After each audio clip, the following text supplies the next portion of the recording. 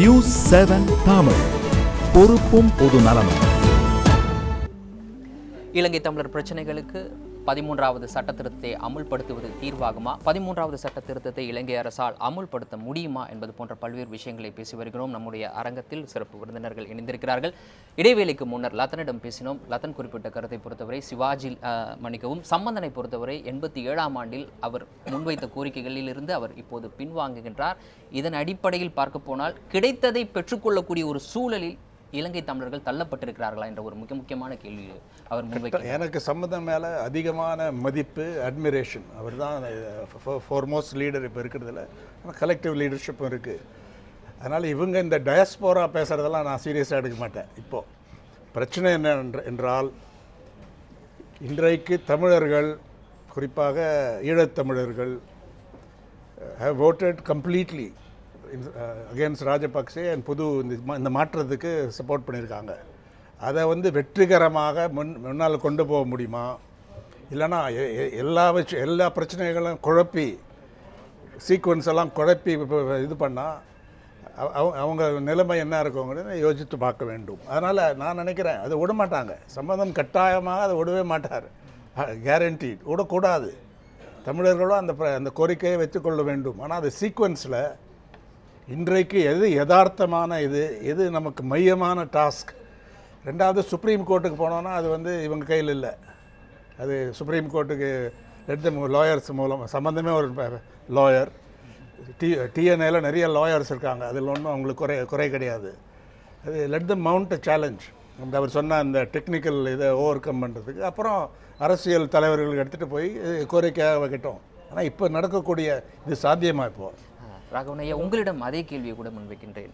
இவ்வளவு நாளாக இந்திய அரசு மேற்கொண்ட நடவடிக்கைகளின் காரணமாக வேறு வழியே இல்லாமல் இலங்கை தமிழர்கள் இலங்கை அரசு கொடுக்கக்கூடியதை வாங்கிக் கொள்ளக்கூடிய ஒரு சூழலுக்கு தள்ளப்பட்டிருக்கிறார்களா? இந்தியாவை ஆண்ட 2 கட்சிகளும் எடுத்த நடவடிக்கையினுடைய வெளிப்பாடாக இது? நான் மாறுபடுறேன். இப்போ பார்த்தீங்க, இந்தியா இல்லை, அதாவது ராஜீவ்காந்தி ஜெயவர்தன ஒப்பந்தம் வந்தது 29/7/1987. அதுக்கு வந்தது கூட என்ன காரணம், அதுக்கு 1.5 மாதத்துக்கு முன்னாடி ஆபரேஷன் பூமாலை நடந்தது. அங்கே ஜஃப்னா இது பண்ணிட்டாங்க. தமிழர்களுக்கு அங்கே உணவு கூட கிடைக்கல. அப்போ ஆபரேஷன் பூமாலைன்னு சொல்லி ஏர்லிஃப்ட் பண்ணாங்க. அப்போ ராஜீவ்காந்தியோட கவர்மெண்ட் இருந்தது.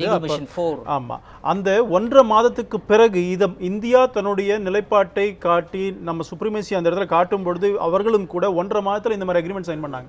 அது ஆபரேஷன் பூமாலை 4/6/1987, இண்டோ ஸ்ரீலங்கன் அக்கார்ட் 29/7/1987. இந்த இண்டோ ஸ்ரீலங்கன் அக்கார்டில் பார்க்கும் பொழுது இன்னைக்கு இலங்கையினுடைய அமைச்சர், வெளியுறவுத்துறை அமைச்சர் டெல்லிக்கு பேசும்பொழுது அதை பற்றி குறிப்பிட்டிருக்கிறார். நேற்றைக்கு பாராளுமன்றத்தில் பிரதமர் ரணில் விக்ரமசிங்கே குறிப்பிட்டிருக்கிறார்னா, இதில் இன்னைக்கு இருக்கிற யதார்த்த நிலை என்னன்னு சொன்னால், அன்றைக்கு காலகட்டத்தில் எதையெல்லாம் நிறைவேற்றுவதற்கு தடையாக இருந்ததோ, நான் ஏற்கனவே சொன்ன மாதிரி அந்த தடை இப்போது இல்லை. இன்னொன்று, இண்டோ ஸ்ரீலங்கன் அக்கார்டில் இந்தியாவுக்கு இப்போ ரைட் இருக்குது. அந்த அக்கார்ட்லேயே பார்த்தீங்கன்னா clause 14 பார்த்தீங்கன்னா, government of India will underwrite and guarantee the resolution cooperation the implementation of the ப்ரப்போசல்ஸ்னு இருக்குது. அதனால் இந்தியாவுக்கு கூட கடமை உண்டு. அன்றைக்கும் இருக்கிறது, இன்றைக்கும் இருக்கிறது. இன்னைக்கு இந்த ஸ்டேஜில் இந்தியா இம்ப்ளிமெண்ட் செய்வதற்கான அத்தனை முயற்சியும் இந்தியா பார்க்க முடியும். அதாவது 2 நாடுகளுக்கிடையே இருக்கிற ஒப்பந்தம். அதனால் இந்தியா நிச்சயமாக இந்த 13வது சட்டத்திருத்தையும் சரி, அங்கே எதெல்லாம் இந்த அக்ரிமெண்ட்டில் ராஜீவ்காந்தி ஜெயவர்தன அக்ரிமெண்ட்டில் என்னெல்லாம் சொன்னோமோ அதை கொண்டு வர பார்ப்பாங்க. இன்னொன்று, நம்ம அதை பற்றி பேசிகிட்டு இருக்கும்போது ரெஃபரண்டத்தை பற்றி பேசும்பொழுதே அதே அக்ரிமெண்ட்லேயே பார்த்தீங்கன்னா அந்த பிரசிடென்ட்டுக்கு அந்த பவர் வந்துடுச்சு. அப்போ பிரசிடென்ட் ரெஃபரண்டம் எப்போ நடத்தலாமா, போஸ்ட்போன் பண்ணலாமா, அதுக்கெல்லாம் பவர் கொடுத்து அது அந்த அக்ரிமெண்ட்டில் இருக்கிறதுனால அவங்க ஏதோ ட்ராக் பண்ணிகிட்டே வந்திருக்கிறாங்க. அநேகமாக இந்த மாதிரி இன்றைக்கி இருக்கிற மாறுபட்ட சூழ்நிலையில் அதற்கு வாய்ப்பு இல்லைன்னு நினைக்கிறேன். கண்டிப்பாக நடைபெறும் தான் நினைக்கிறேன் நான். இந்தியன் அப்ரோச் எப்படின்னா, இப்போ ராஜபக்ஷ இருந்தா ராஜபக்ஷ எப்படி கோயசிவா ராஜபக்ஷ என்னெல்லாம் பேசி ஃபெசிலிட்டேட் பண்ணி அவருக்கு சில விஷயங்கள் நடத்து கொண்டு ஒரு சாஃப்ட் அப்ரோச்சை ராஜபக்ஷ கடைபிடிச்சாங்க. இங்க இருக்கிற இலைட்டும் ராஜபக்ஷோ டிப்ளமேட்டிக்கா நம்ம ஸ்ட்ரென்தன் பண்ணணும், கோயசிவா இருக்கணும், பர்சனல் ரிலேஷன்ஷிப்ஸ்லாம் ரிஃப்ளெக்ட் பண்ணிலாம் இருந்தாங்க இங்க இருக்கிற இலைட் கூட. இப்போ Rajapaksa out of the picture. இப்போ ரணில் வந்திருக்காரு. இப்போ ரணிலுக்கு அதே ஃபெசிலிட்டேட் அப்ரோச் தான் கொடுக்கணும். ஆனால் ஓவர் தி ஹிஸ்ட்ரி நீங்கள் பார்த்தீங்கன்னா, ஸ்ரீலங்கன் கான்ஸ்டியூஷன் ஃப்ரேம்வொர்க்கில் படி எந்த வகையான ப்ரொவின்ஷியல் ஃபெடரல் சொல்யூஷன்ஸ்க்கு கம்ப்ளீட்டாக அகேன்ஸ்டாக தான் நிற்பாங்க. நீங்கள் சொல்கிற இந்த சோகால் ப்ரொவின்ஷியல் கவுன்சில்ஸ் பார்த்தீங்கன்னா, இந்த நார்த் ஈஸ்ட் மர்ஜர் அப்படியே தனியாக விட்டுருவோம்.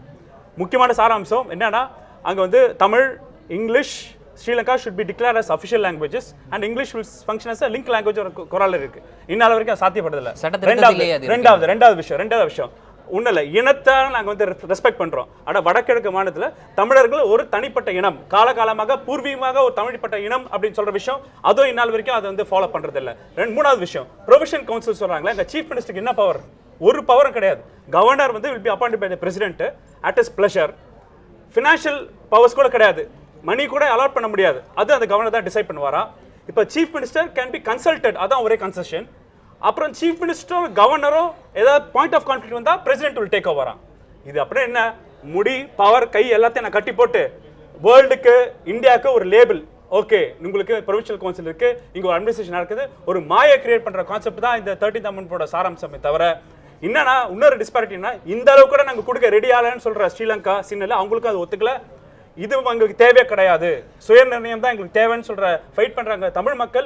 அவங்க டிசைட் பண்ணிட்டோம். Let the sovereignty decide by the people of Tamil. கண்டிப்பாக இந்த கேள்விக்கு தான சொன்னாங்க, எங்களுக்கு இலங்கை உட்பட்ட வேணும் தான் கேக்குறேன், தனி ஈழமோ அப்படிலாம் கேட்கலையே. நிச்சயமாக அந்த கேள்வியை தமிழ் தேசிய கூட்டமைப்பை சேர்ந்த முன்னாள் நாடாளுமன்ற உறுப்பினர் சிவாஜிலிங்கம் அவர்கள் நம்மோடு ஸ்கைப் மூலமாக இணைந்திருக்கின்றார். அவரிடம் கூட அந்த கேள்வியை நாம் முன்வைப்போம்.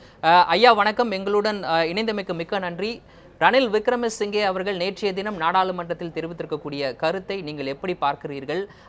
அதாவது 13வது சட்ட திருத்தம் அமுல்படுத்தப்படுவதற்கான வாய்ப்பு எந்த அளவுக்கு இலங்கையில் தற்போது நிலவுகின்றது? வணக்கம். இலங்கையினுடைய நாடாளுமன்றத்திலே மேதகு ரணில் விக்ரமசிங்கே பிரதமர்கள் நேற்றைய தினம் ஒற்றையாட்சியின் கீழ், யூனிட்டரி கான்ஸ்டிடியூஷனின் கீழ் 13வது அரசியல் திருத்தத்தின் அடிப்படையிலே தான் தமிழ் மக்களுக்கு தீர்வை காண்பேன் என்று சொன்னது எங்கள் எல்லோருக்கும் மிகுந்த ஏமாற்றத்தை, மிகுந்த கவலையையும் அளித்திருக்கிறது. நிச்சயமாக இலங்கை தமிழ் மக்களை பொறுத்தவரை நாங்கள் எங்களுடைய தமிழ் மக்களுடைய சுயநிர்ணய உரிமை அடிப்படையில் ஆக குறைந்தது சமஷ்டி அரசாங்கம் ஒன்றை நாங்கள் முயற்சிக்கலாமே தவிர வேறு எதையும் நாங்கள் தொடுப்புற பார்ப்பது தயாராக இல்லை. 13வது திருத்தம் பிளஸ் பிளஸ் என்று சக என்று சொல்லி ஏமாற்றிய முன்னாள் ஜனாதிபதி மஹிந்த ராஜபக்சவை போல இன்றைய பிரதமர் கௌரவ ரணில் விக்ரமசிங்கே அவர்களும் அந்த புதிய அரசாங்கமும் புதிய ஜனாதிபதியும் முற்பட்டிருப்பது மீண்டும் இலங்கையிலே கண்டிப்பாக சிவாஜிலிங்கம் ஐயாவிடம் தொடர்ந்து பேசுவோம். அவர் குறிப்பிட்டிருக்கக்கூடிய மிக முக்கியமான கருத்துக்களை உங்களிடம் முன்வைக்கின்றேன். புலம்பெயர்ந்த தமிழரான லதன் முன்வைத்த கருத்தை சிவாஜிலிங்கமும் முன்வைக்கின்றார். சிவாஜிலிங்கத்தை பொறுத்தவரை இலங்கையில் தற்போது வாழக்கூடிய தமிழர்களுடைய பிரதிநிதிகளாக விளங்கக்கூடிய தமிழ் தேசிய கூட்டமைப்பை சேர்ந்தவர். அவர் முன்வைக்கக்கூடிய கருத்தும் லதன் முன்வைக்கக்கூடிய கருத்தும் ஒன்றாகவே இருக்கின்றது.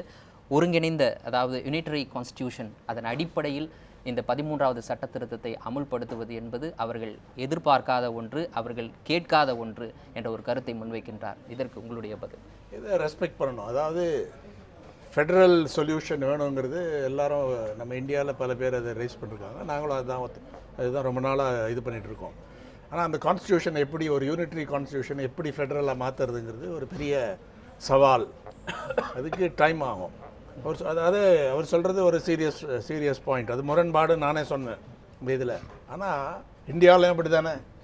இந்தியாவில் கவர்னரை யார் அப்பாயிண்ட் பண்ணுறாங்க? ஆளுநரை வந்து ஜனாதிபதி தான் அப்பாயிண்ட் பண்ணுறாரு. கவர்மெண்ட் பொலிட்டிக்கல், இங்கே executive president, political government president பேரில், கான்ஸ்டியூஷனல் பிரசிடென்ட் பேரில் வி அப்பாயிண்ட்.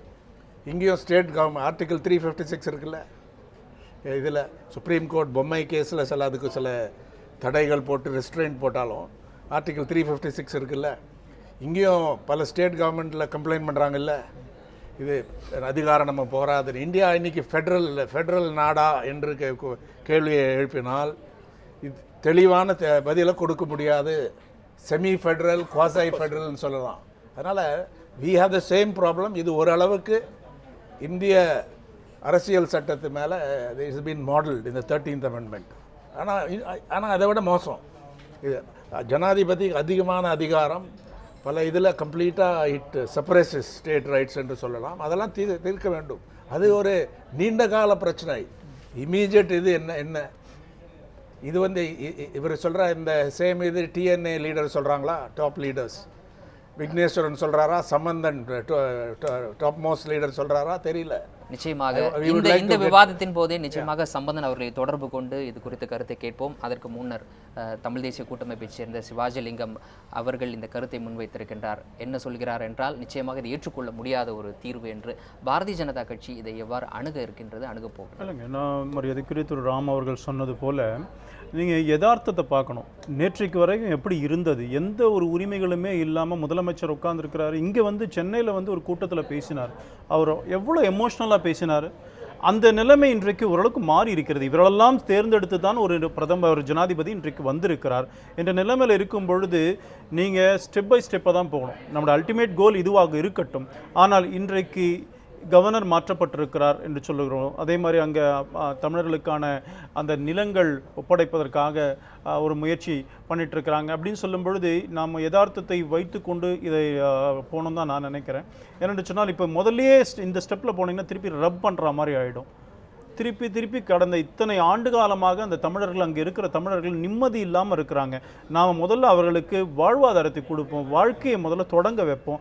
இதெல்லாம் ஆரம்பிச்சுட்டு அதுக்கப்புறம் ஏன்னா பிகாஸ் இவங்க சப்போர்ட்டில் வந்திருக்கிறாங்க.